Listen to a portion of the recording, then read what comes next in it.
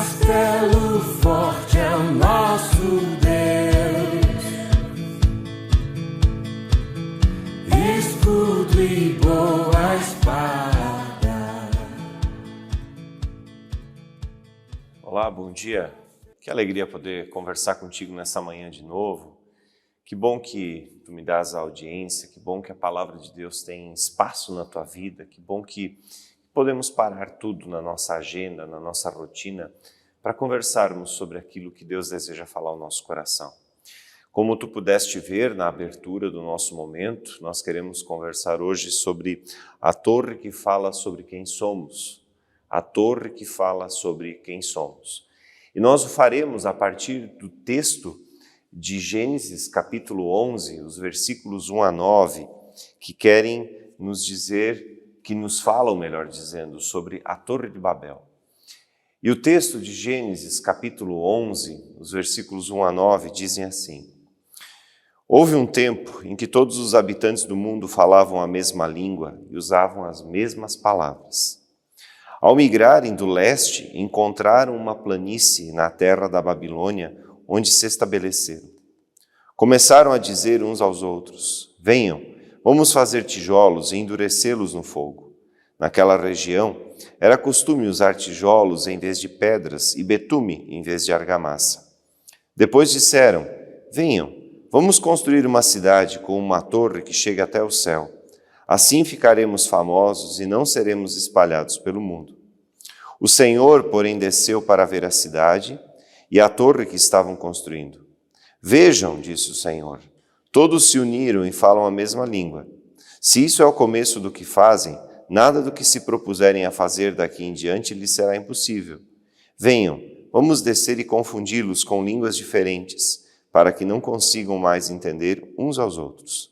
Assim o Senhor os espalhou pelo mundo inteiro, e eles pararam de construir a cidade. Ela recebeu o nome de Babel, pois ali o Senhor confundiu as pessoas com línguas diferentes e as espalhou pelo mundo. Que a bondosa mão de Deus esteja contigo, que a bondade e a misericórdia do Senhor te acompanhem no entender esta palavra, no compreender aquilo que Deus deseja nos ensinar e nos dizer. Essa palavra que lemos, ela nos conta uma história conhecida como a história da Torre de Babel. A história que dá origem à explicação do porquê falamos línguas tão diferentes.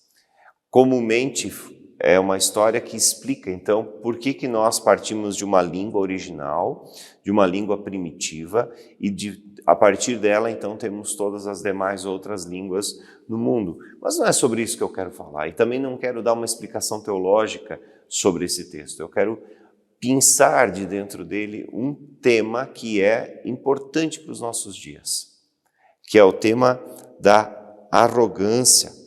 A história da Torre de Babel nos revela os estragos que a arrogância produz. E o que é arrogância? Segundo o dicionário Oxford, arrogância é qualidade ou caráter de quem, por suposta superioridade moral, social, intelectual ou de comportamento, assume atitude prepotente ou de desprezo com relação aos outros. Um outro significado é orgulho ostensivo, altivez. A história da Torre de Babel traz em si a história de um povo prepotente, a história de um povo arrogante, a história de um povo que deseja ser grande, a história de um povo que deseja não ser disperso. Pelo contrário, deseja a união, mas através de uma atitude de orgulho, construir uma cidade e junto com a cidade uma torre, que todos vejam aquela torre e digam assim: este é o povo grande, este é o povo grande. Os construtores da Torre de Babel desejavam que o seu intento tornasse o nome deles célebre e que a consequência disso fosse que eles andassem unidos, fortes, não fossem dispersos. Mas o que a gente vê é justamente o contrário. No versículo 5 diz que o Senhor desceu para ver a cidade. Desceu para ver a cidade. E o texto ainda diz que o Senhor foi o responsável pela dispersão do povo através das línguas diferentes que passam a ser faladas desde então.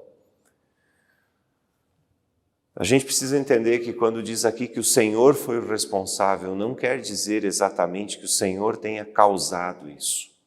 O Antigo Testamento tem uma maneira de olhar para a vida diferente do que nós hoje.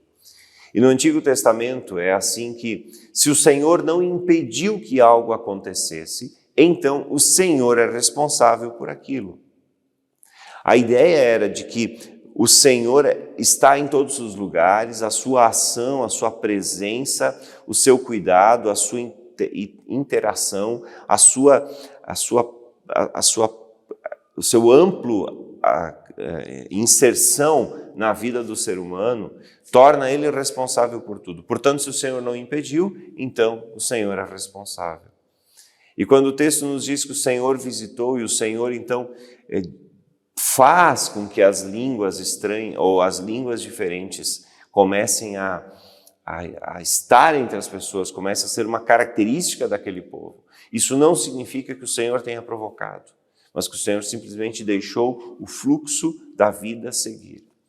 Só que esse é um detalhe teológico que é secundário, diria assim, mas o que está na raiz desta história, o que está na raiz do problema de Babel, não é a torre, não é a ação de Deus, mas é o coração daqueles homens e daquelas mulheres. O coração está tomado de arrogância, o coração está tomado de desejo de grandeza, de superioridade. O Senhor não semeou isso no coração humano. O Senhor não semeou isso na vida humana. Eles se engrandeceram de tal forma que os construtores de Babel, ao invés de produzirem união, como era o desejo deles, para que não sejamos dispersos, era a alegação da construção da torre, a atitude arrogante deles gera justamente outra situação, que é a situação de dispersão. E aí a gente chega à conclusão de que a arrogância, o orgulho, o desejo de superioridade, ele não produz união, ele produz, ao contrário, dispersão. E aí nós começamos a olhar para esse texto de uma maneira um pouco mais próxima à nossa realidade. Nós também vivemos um tempo de muita arrogância. Nós também vivemos um tempo em que as pessoas também se sentem superiores, cuja arrogância das pessoas tem gerado dispersão. A gente vê isso, por exemplo, na família. A arrogância, muitas vezes, cunhados ou irmãos, até mesmo, ou cunhadas, que criam problemas de relacionamento por conta da arrogância. Não, porque a minha maionese é melhor. Porque eu sei fazer isso melhor, porque os meus filhos são melhores, porque a nossa casa, porque a nossa vida, porque o meu marido, sabe, aquela típica situação de família em que tem alguém que sempre quer estar por cima e precisa estar por cima. Arrogância. A arrogância, ela gera dispersão na família. Não, eu não quero ir almoçar lá, eu só vou tomar café, porque eu não aguento fulano. Gente, que cara arrogante, é meu cunhado, é meu irmão, é meu vizinho, é meu primo, é meu sobrinho, mas não dá para aguentar. Vai dizer que tu nunca viveu uma cena assim? Ou vai dizer que tu nunca lembrou, ou nunca vivenciou algo assim, alguém que disse isso? A arrogância, ela gera dispersão. O pessoal de Babel estava, na verdade, caminhando por um caminho de dispersão, quando eles desejavam estarem unidos. Mas o orgulho, a arrogância, não gera união. A arrogância, o orgulho, gera dispersão. E a gente vê isso em Babel, a gente vê isso nas famílias, e a gente vê isso também nos amigos. Muitas vezes, a pessoa pensa diferente sobre algum assunto. A pessoa pensa diferente sobre algum tema, politicamente tem uma outra posição, mas a arrogância de precisar estar por cima e de ser o dono da verdade faz com que a gente veja quem pensa diferente como inimigo, quando na verdade ele só pensa diferente e a nossa arrogância faz com que a gente se torne inimigo. Isso é muito comum em tempos de campanha política. E cá entre nós, eu sou bem sincero com vocês, eu estou com receio do que vai ser essa campanha política. Porque o Brasil está polarizado, e a polarização, ela é consequência da arrogância de pessoas que não conseguem enxergar que governos passados também tiveram coisas boas, e que o governo atual também tem coisas boas, e de que no governo passado também teve problemas sérios, e de que o governo atual também tem problemas sérios. Mas a arrogância nos impede de perceber isso, e aí cria polarização. Isso acontece no aniversário de domingo, na casa da sogra, e isso acontece também lá no ambiente de trabalho, onde tem alguém que pensa diferente. E a gente assume uma posição arrogante de superioridade, de achar que sabe mais, de achar que é melhor, e com isso a gente se dispersa. Em Babel aconteceu isso, e é isso que acontece também nos dias de hoje. Nós vemos isso também no casamento. Muitas vezes os cônjuges assumem posturas arrogantes. A esposa diz, cara, tu tem que parar de beber. Cara, tu tá abusando. Ei, dá uma amenizada, dá uma maneirada aí. E a gente assume a postura arrogante de dizer, eu paro de beber quando eu quero. Eu mudo quando eu quero. Ou então o marido às vezes diz para a esposa, querida, tu não precisa de mais um par de sapato, tu já tem um monte. Eu é que sei se eu preciso ou não de mais um par de sapato. E lá vai as compras, e a família de novo numa situação financeira complicada. Tu está me entendendo? São ilustrações do dia a dia que eu utilizo apenas para dizer que a arrogância, ela não gera união. Pelo contrário, em Babel fica claro isso. A arrogância deles gerou dispersão. Não, porque eu sei melhor. Não, porque a torre vai ser... Não, mas eu não quero a torre assim. Eu até imagino os construtores lá num duelo, dizendo, não, ela vai ser assim, não, porque para ser mais bonita tem que ser assim. Não, porque... Dispersão. A gente vê a dispersão na vida profissional. Quando talvez alguém dá um toque e diz, olha, cara, esse caminho aí não é o melhor caminho não, vice. Te dedica um pouquinho mais. Eu estou aqui há 30 anos, o chefe aí é um cara gente boa, mas assim, isso que tu está fazendo aí talvez não seja o melhor. Talvez a gente vive o tempo do abuso, né, do aparelhinho, que é o tal do celular. Talvez alguém diga para ti, olha, cara, deixa o celular no escaninho lá, deixa ele guardado lá no teu armário, não leva ele para o ambiente de trabalho. O chefe não gosta disso. Vai cuidar da tua vida. Arrogância. E aí daqui a pouco a pessoa é demitida ou ganha uma advertência e a arrogância dela impediu com que ela não tivesse que viver isso. Tu está me entendendo? A origem da arrogância, onde está? Assim como todos os outros pecados humanos, a arrogância brota no coração. E brota no coração por conta do pecado em que vivemos. Cada um de nós vive na condição de pecador. Cada um de nós vive na condição de pecador. Tu e eu, a nossa condição é de pecador. E o que é estar na condição de pecador? O que é ser pecador e o que é cometer pecado? São coisas diferentes. Como assim? Esses tempos atrás, no ensino confirmatório, explicando essa questão para a turminha, eu usei a seguinte ilustração. Eu acho que ela é bem pedagógica, ela é bem didática nesse sentido. Imaginemos alguém que é mecânico. Ele chega da oficina à noite como? Sujo. Imaginemos alguém que é padeiro. Quando termina o expediente dele, ele chega em casa como? Sujo. Alguém que é agricultor, depois de um dia inteiro na lavoura, ele chega em casa como? Sujo. Alguém que trabalha num escritório, papel, atender pessoas, sentar em cadeiras diferentes, porque uma hora está na reunião, outra hora está conversando com o chefe, pega papel, mexe no telefone, mexe no computador, come. Ele chega em casa como? Sujo.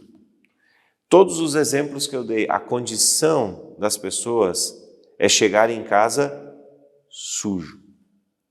Agora, se o padeiro vendeu pão com farinha velha, estragada, o que é pecado, se o mecânico usou peça velha, não peça nova na manutenção de uma máquina, ou de um carro, de um veículo, se o agricultor passou agrotóxico que é proibido por lei de passar na lavoura, se o cara no escritório fez as falcatruas dele, isso são pecados diferentes, mas a condição é a mesma, todos eles são pecadores.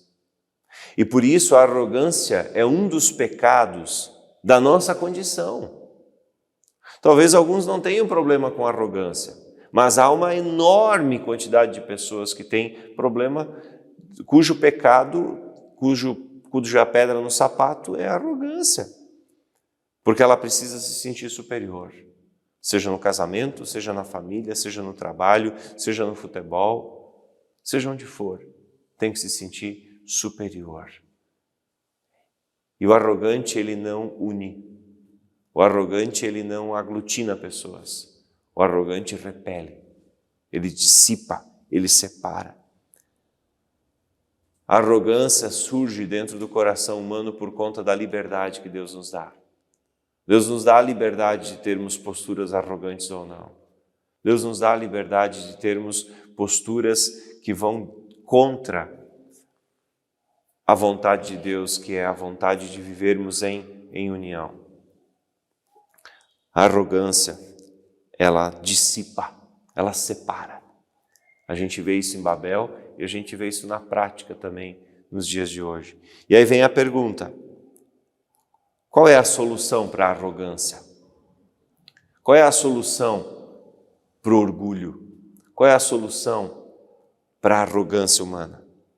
A partir de nós não há uma solução, porque a pessoa arrogante, ela não consegue primeiro perceber que ela é arrogante, porque uma das coisas que o arrogante não consegue mais é entender o que se está falando para ele. Lembra da confusão de línguas lá em Babel? Pois é, uma das características da arrogância é nos deixar surdos ou não, com a capacidade de não compreender o que está sendo dito. A arrogância nos deixa surdos. A arrogância nos impede de ouvir o que está sendo dito. E a partir de nós mesmos, nós não encontramos uma solução para a arrogância. A arrogância nos deixa cegos, surdos para aquilo que está sendo dito. Então, a partir de nós mesmos não há uma solução. Então, a solução para a arrogância precisa ser buscada fora de nós. Assim como todos os pecados, assim como a nossa condição, precisa ser buscado fora de nós. E a palavra nos assegura de que em Jesus existe a cura da arrogância. Por que Jesus? Porque Jesus, quando entra no nosso coração, porque Jesus, quando tem acesso ao nosso eu, a nossa intimidade, a nossa persona, ao nosso ego, Jesus, quando tem acesso ao nosso coração, ele entra e transforma. Por quê? Porque ele revela quem nós somos. O Senhor, quando entra no nosso coração, ele revela quem nós somos. Ele revela quem tu és, ele revela quem eu sou. E quando o Senhor olha, quando o Senhor entra no meu coração, ele revela quem eu sou. Ele revela a minha pequenez. Ele revela o meu coração orgulhoso. Ele revela a minha arrogância, ele revela as minhas mentiras, ele revela uma imagem que eu tento de alguma forma esconder. Ele revela. Por quê? Porque sem essa revelação não existe conexão com o Pai. Sem essa revelação não existe a possibilidade de salvação do ser humano. A solução para a arrogância, primeiro, Jesus precisa ter acesso ao teu e ao meu coração. Sem acesso ao teu e ao meu coração. E quando fala em coração, não está falando nesse órgão aqui, mas está falando no todo da nossa existência. Na nossa capacidade intelectual, na nossa capacidade emocional, na nossa capacidade relacional, na nossa capacidade de comunicação. O Senhor precisa ter acesso a tudo isso.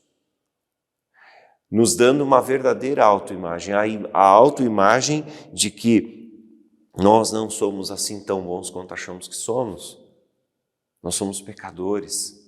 O Senhor revela a nossa condição. Uma segunda forma de o Senhor curar a arrogância do ser humano, primeira é tendo acesso ao nosso coração, e segunda é através da igreja. Por que igreja?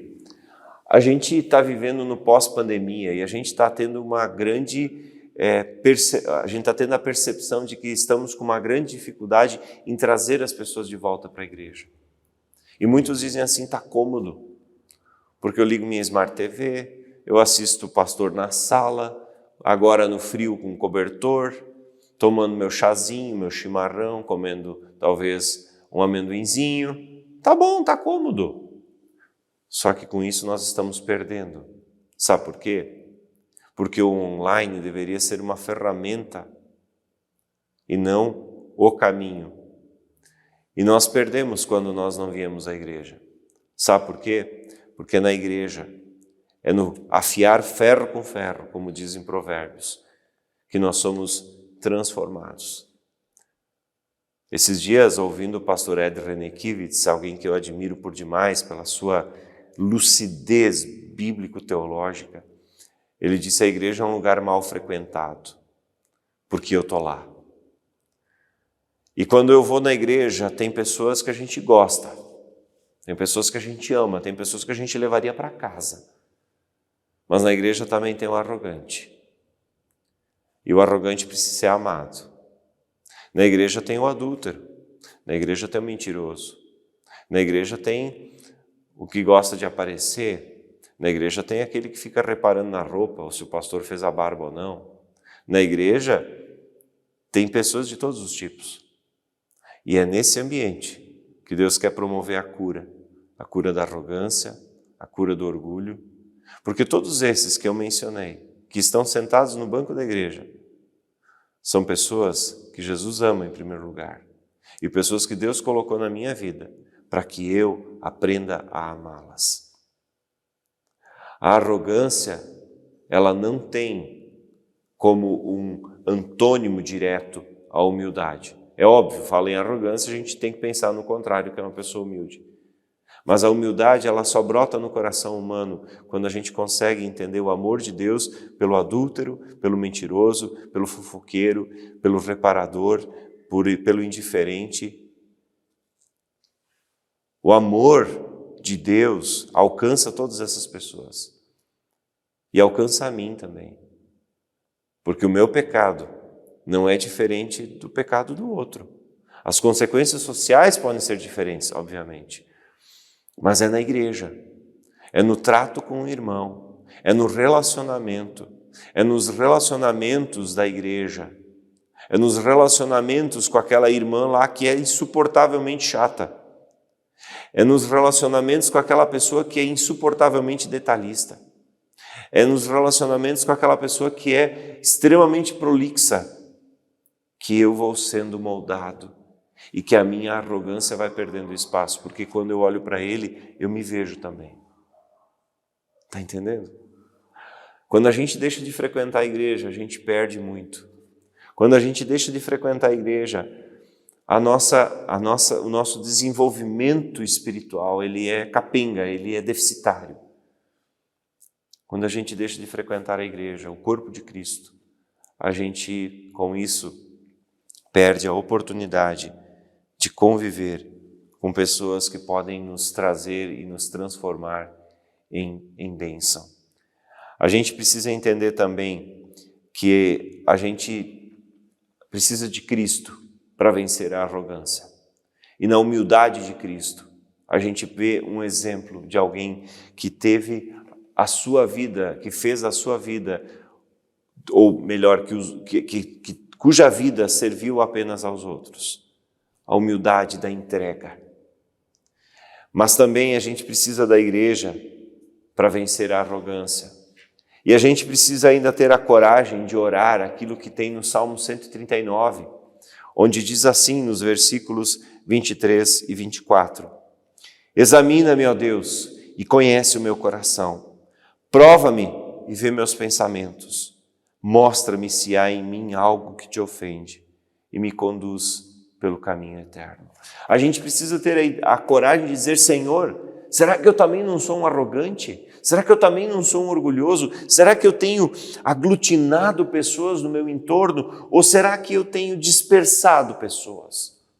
Muitas vezes, a gente até deseja trazer pessoas a Cristo, mas a gente não as traz a Cristo porque nós somos arrogantes. Porque nós não conseguimos perceber que aquele que está longe de Cristo, ele é tão pecador quanto eu, e estar perto de Cristo não me torna superior a ele, me torna assim diferente, talvez consciente do meu pecado, mas tão dependente de Jesus quanto aquele que não conhece a Cristo. Prova-me, Senhor, olha meu coração, olha meu coração. Um dos grandes problemas da igreja evangélica brasileira é a arrogância dos seus líderes. É a arrogância de alguns pastores.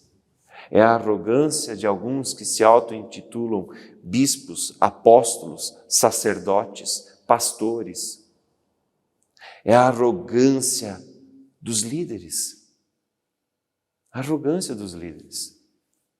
Uma vez, uma situação muito constrangedora para mim, inclusive, eu cheguei para um líder de uma igreja, um líder pastor de uma igreja, e disse para ele assim: meu querido, eu acho que está na hora de parar de visitar pessoas um pouco, e tu precisa sentar mais e ler, porque eu não sei como a tua pregação começa, mas eu sei como ela termina. Gente, eu mexi num vespeiro. Qual é o teu problema com o Espírito Santo? Eu disse: eu não tenho problema com o Espírito Santo, eu tenho problema com a preguiça. Eu tenho problema com a falta de cuidado no ensino da palavra. Eu tenho problema com a falta de capricho, de zelo, com a falta de estudo. A tarefa do pastor, eu disse para ele, não é só visitar pessoas. A visitação ela é importante, mas a visitação precisa acontecer pelas pessoas da igreja, não apenas pelo pastor. A função do pastor é cuidar com o zelo da doutrina, é cuidar com o zelo na pregação, é cuidar com o zelo no bom convívio da igreja, é cuidar para que a igreja tenha condições de fazer o que tem que ser feito. Mas eu arrumei um inimigo, arrumei uma grande confusão. A arrogância impediu aquele irmão de perceber que o ministério dele estava um fracasso. Que pena, que pena. A arrogância dos líderes da igreja tem matado o evangelho, tem matado. E aí a gente vê líderes arrogantes, com posturas arrogantes, com posturas polarizadas, com posturas de endeusamento, endemoniamento. A arrogância tem matado a nossa sociedade. A arrogância tem dispersado o nosso país. E precisamos cuidar para que eu não seja um elemento de dispersão. Nós precisamos entender que o evangelho não é dispersivo. O evangelho é aglutinante. Ah, mas no meio da caminhada uma ou outra pessoa vai virar as costas. É verdade, vai virar as costas, mas não pela postura arrogante dos líderes da igreja. Porque virar as costas ao evangelho também é uma escolha, assim como dizer, eu quero o Senhor na minha vida também é uma escolha. Mas a arrogância é destruidora. A arrogância, ela acaba com relacionamentos. A arrogância, por mais que ela tenha talvez o desejo de trazer as pessoas para junto, ela dispersa. Por isso, a minha oração, examina-me, ó Deus, e conhece o meu coração. Veja se prova e vê meus pensamentos. Mostra-me se há em mim algo que te ofende e conduz-me pelo caminho eterno. Eu quero orar isso. Eu quero fazer disso a minha oração. Senhor, revela meu coração. Livra de mim a arrogância. livra de mim o orgulho, livra de mim, Senhor, o desejo, o sentimento de superioridade.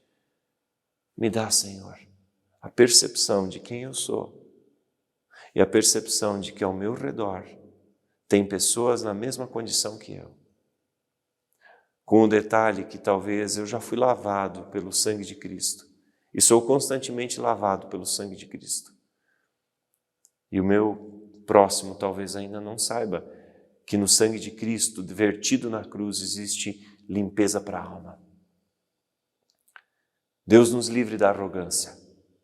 O que acabou com Babel, o que acabou com aquele povo, o que fez com que eles não se entendessem mais e que se dispersassem, foi a arrogância. Que Deus nos dê a humildade, que Deus te dê a humildade, que Deus enche o teu coração de humildade. Essa é a minha oração, esse é o meu desejo. Amém. Eu quero orar contigo ainda. Senhor, obrigado pela palavra que nesta manhã, que neste dia, fala conosco. Eu não sei quando quem me assiste vai estar diante da tela, seja domingo de manhã, seja segunda, seja qual for o dia, que a Tua palavra fale, que a Tua palavra nos traga clareza da importância, da necessidade, da humildade, a necessidade de assumirmos uma postura não de arrogância, mas sim de percepção de que o meu próximo, ele é tão pecador quanto eu, e de que em Jesus e na igreja de Jesus existe a cura da arrogância. Ajuda-nos, Senhor, a perceber, ajuda-nos, Senhor, a compreender. No nome de Jesus é que oramos. Amém. E ainda antes de finalizar, gostaria de dizer, nós já encerramos oficialmente a nossa campanha para a aquisição do som aqui da igreja e do salão da comunidade, mas se tu ainda quer fazer a tua oferta é muito bem-vinda. Isso porque nós não atingimos ainda o nosso objetivo, né? Nós estamos aí talvez na metade do caminho do nosso objetivo. Mas se tu ainda desejas ofertar, se tu ainda desejas abençoar a comunidade, tu podes fazê-lo através do Pix que aparece aqui. Só a gente precisa ficar sabendo, olha, eu fiz uma oferta no valor de X, que é para o som da igreja, para a gente destinar então para essa conta. Outro depósito bancário, da mesma forma, identificando, ou entregando dinheiro pessoalmente para a tesouraria, sem problemas, a tua oferta é muito bem-vinda. Nós queremos fazer um investimento que vai trazer certamente benefício para a propagação do Evangelho de Jesus. Deus abençoe tua vida. Um abraço bem apertado e na semana que vem a gente se encontra. Até mais. Tchau, tchau.